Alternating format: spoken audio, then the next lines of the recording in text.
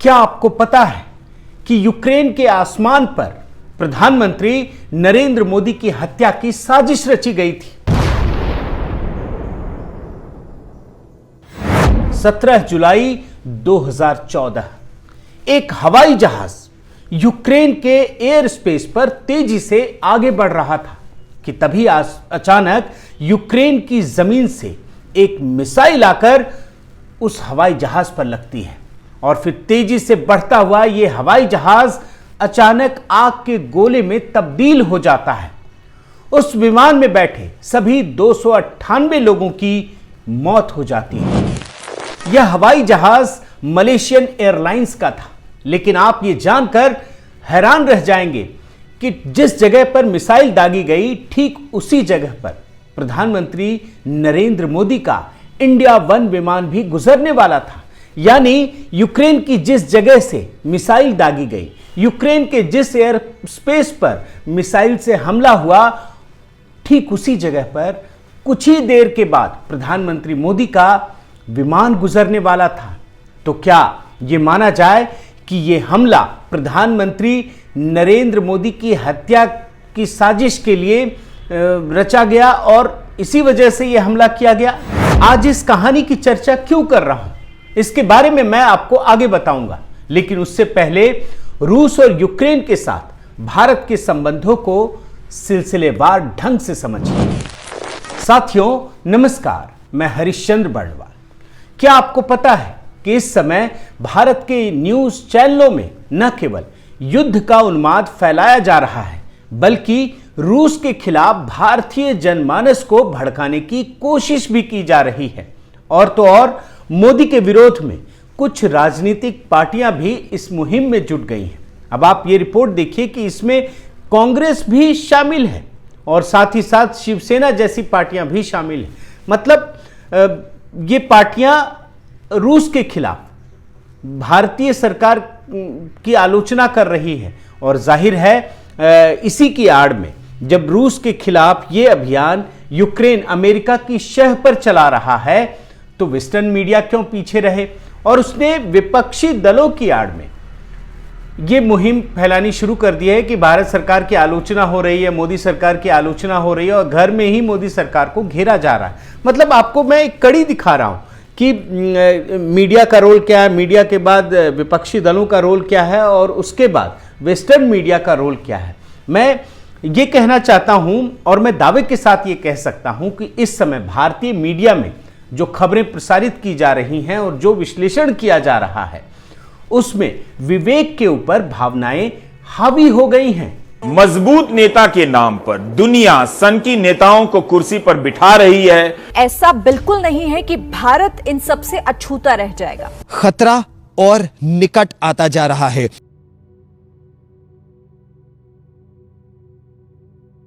और आप जानते हैं कि जब विवेक के ऊपर भावना हावी हो जाती है तो फिर चारों तरफ अराजकता की स्थिति पैदा हो जाती है, कंफ्यूजन पैदा होता है और मतलब कोई दिशा दिखाई नहीं पड़ती। और इसी सिलसिले में मैं आज आपके सामने विवेक शून्यता और कंफ्यूजन की बात करूंगा। साथ ही साथ भारत का यूक्रेन के साथ, भारत का रूस के साथ क्या संबंध है, इस पर भी मैं विस्तार से कुछ नए तथ्य आपके सामने रखूंगा। अब आप साल 2014 के फरवरी और मार्च महीने में चले आइए। आज जैसे चुनाव का माहौल है ठीक वैसे ही उस समय भी लोकसभा चुनाव का माहौल था। मतलब मैं आपको पूरी परिस्थितियों का भी खाका आपके सामने रख रहा हूं। इस समय 5 राज्यों में चुनाव का माहौल है। उस समय देश में कांग्रेस का शासनकाल था, मनमोहन सिंह प्रधानमंत्री थे, इस समय नरेंद्र मोदी हैं। उस समय गांधी परिवार सत्ता पर पूरी तरह से काबिज था और ठीक आज की ही परिस्थिति की तरह उस समय भी रूस और यूक्रेन के बीच युद्ध का माहौल था। जी हां, युद्ध का माहौल ठीक रूस और यूक्रेन के बीच ही था। और यह माहौल किस प्रकार का था इसे भी समझ लीजिए कि रूस ने मार्च 2014 में क्रीमिया प्रांत पर पूरी तरह से कब्जा जमा लिया था और वो भी मिलिट्री कार्रवाई करके।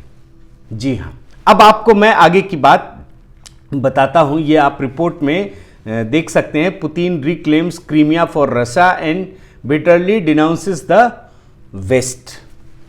पूरी दुनिया में रूस की भर्त्सना हो रही थी, लेकिन मनमोहन सरकार ने क्या किया, यह जानना बहुत जरूरी है। पूरी दुनिया रूस के खिलाफ थी, यहां तक कि चीन भी रूस का साथ नहीं दे रहा था, लेकिन भारत एशिया में इकलौता ऐसा देश था जो रूस के पक्ष में जाकर खड़ा हो गया।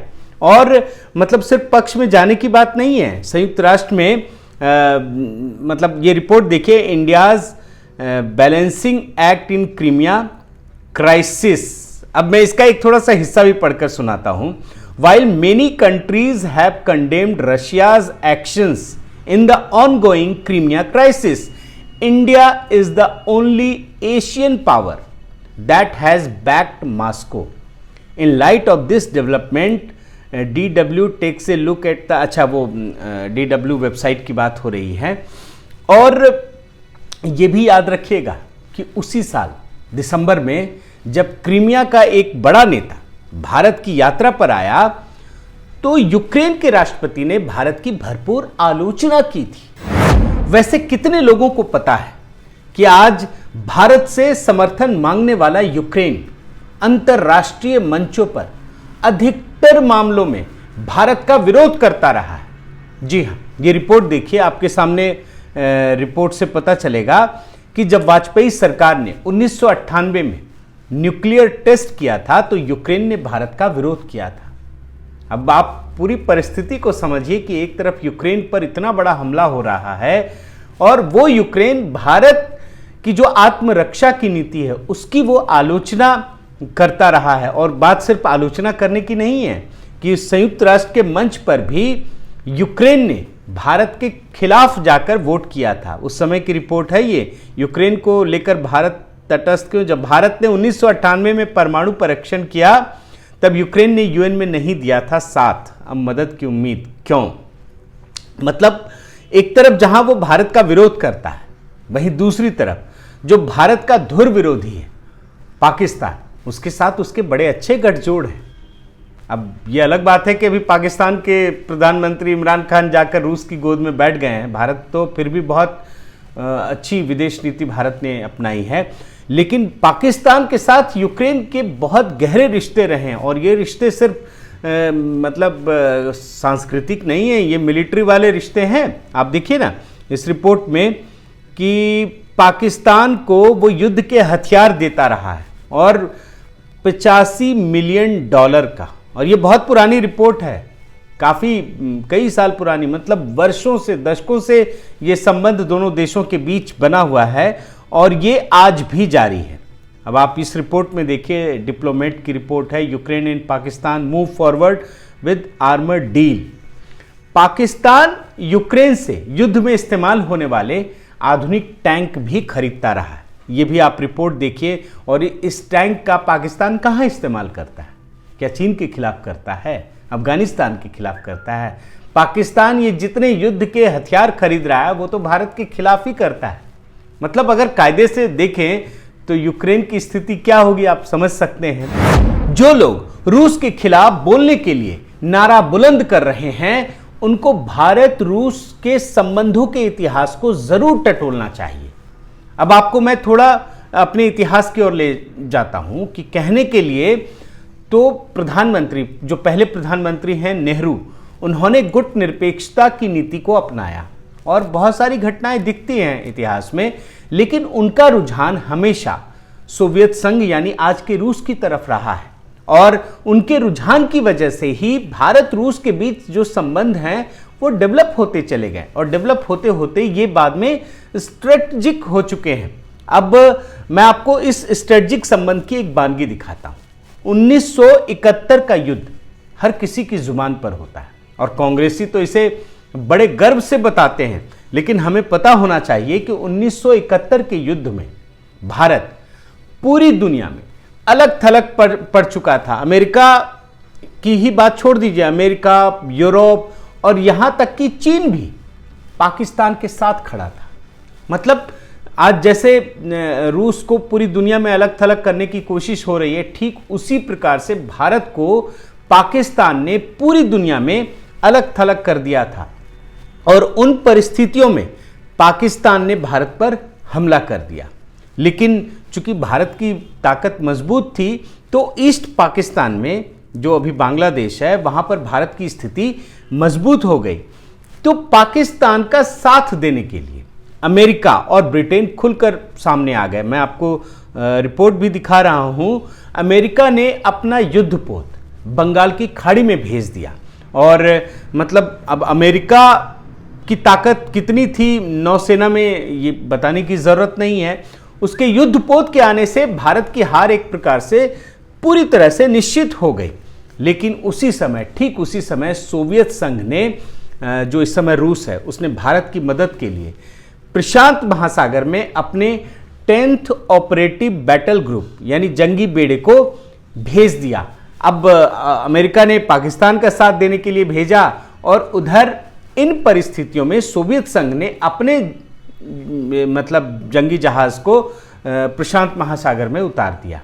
साफ हो गया कि अमेरिका को समझ में आ गया कि ये मामला सिर्फ एक तरफा नहीं रहेगा, ये एक बड़े जंग का रूप ले सकता है। तो उस अमेरिका को साइडलाइन होना पड़ा और आप ये रिपोर्ट में देख सकते हैं।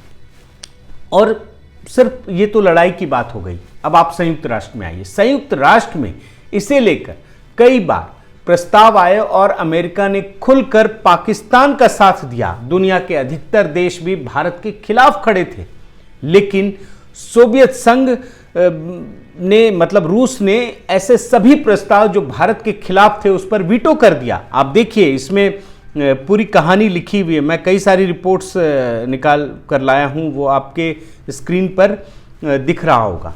मतलब संयुक्त राष्ट्र के इतिहास की ही केवल बात करें तो कम से कम 6 ऐसे मौके आए जब भारत को फंसाने की कोशिश की गई, लेकिन रूस ने अपनी विशेष शक्तियों का उपयोग करके भारत को बचाने की कोशिश की।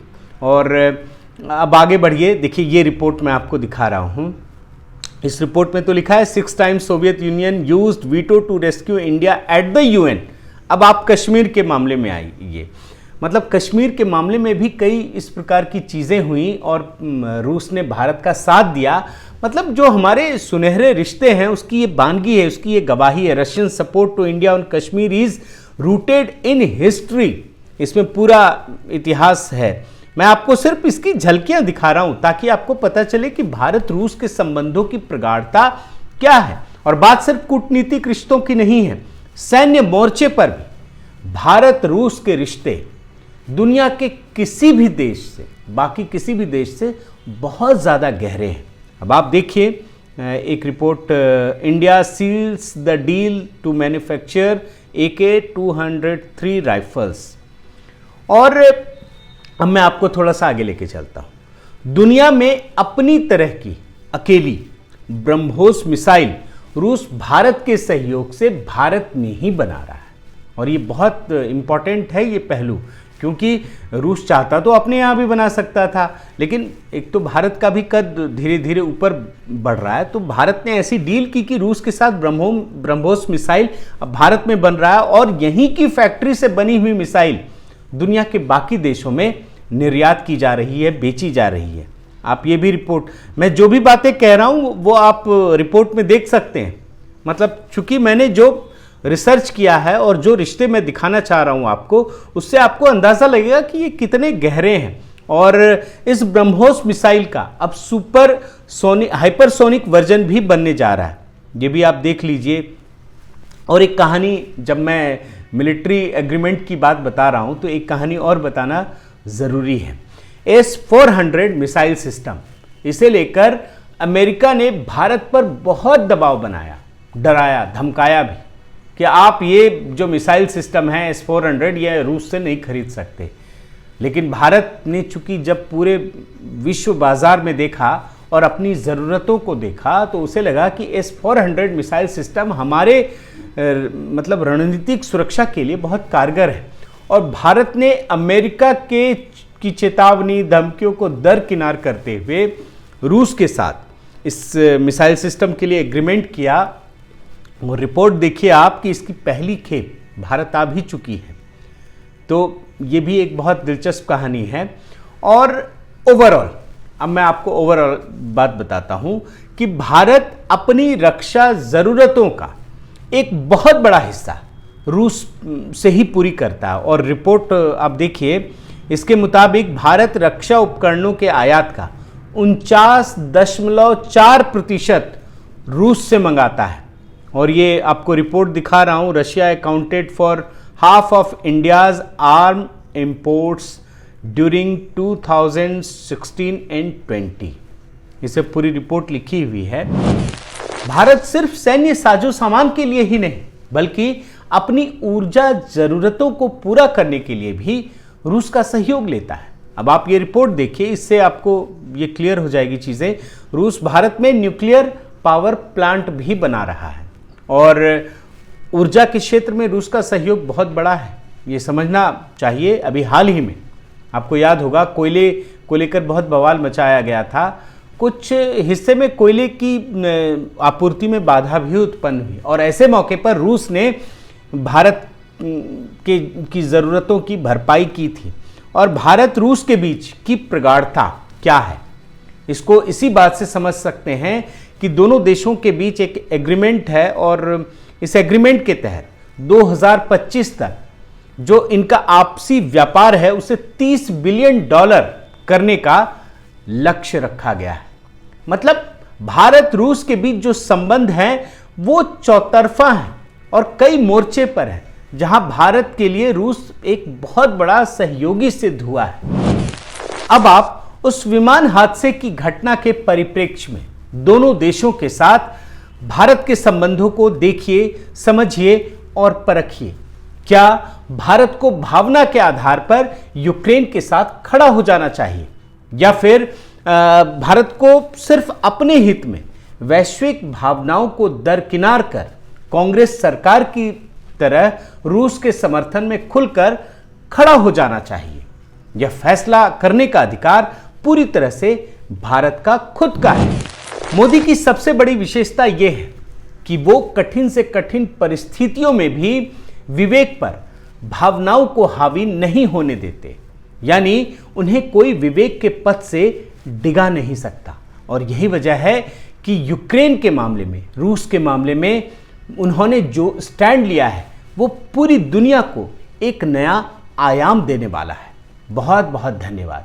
आपसे गुजारिश है कि आप मेरे इस चैनल को ज़रूर सब्सक्राइब कीजिए, लाइक कीजिए, शेयर कीजिए, कमेंट कीजिए और इस बेल आइकन को प्रेस करना मत भूलिएगा। नमस्कार।